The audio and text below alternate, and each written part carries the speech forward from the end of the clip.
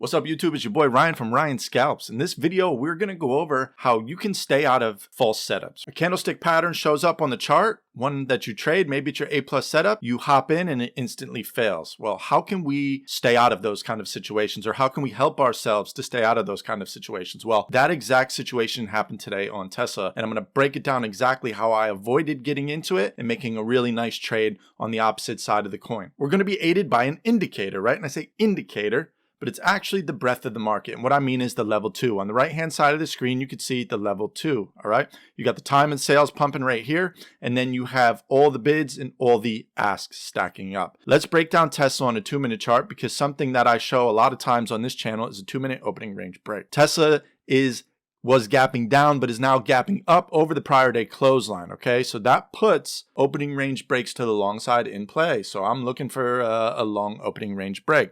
Now, the first 2-minute candle here is a very bullish hammer, right? Got a nice tail above VWAP, above the 9 moving average, and a nice long bullish body. So this next candle that forms, I'm thinking we're going to go long here. All right, we're going to go long. We're going to look for the continuation bar and we're going to ride it up. But there's something going on that keeps me out of this trade, and that's on the level 2 time and sales. When we start to push here, I see no stacking of the asks. There's nothing here. There's nothing here. There's no sellers. There's no people willing to buy higher. So I know that there's going to be no price discovery higher. And what happens if there's no sellers or buyers higher?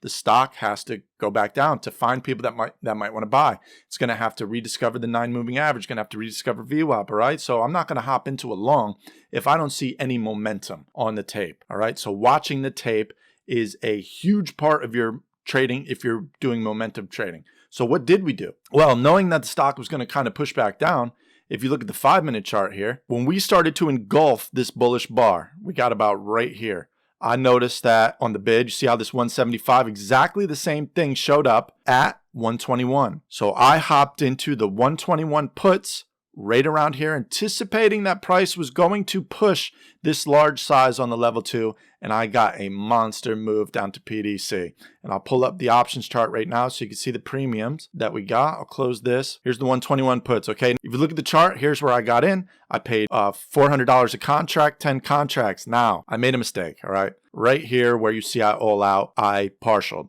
I switched from shares to options, all right? And when I'm in puts, the muscle memory has me buying to sell when I should be selling my put to cover the position instead of, buying to cover my short shares.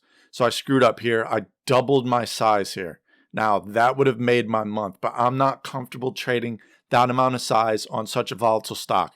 Could have made me a lot of money, could have lost me a lot of money. So as soon as I did that, you don't see the green arrow, but I sold everything, and it would have been a huge day.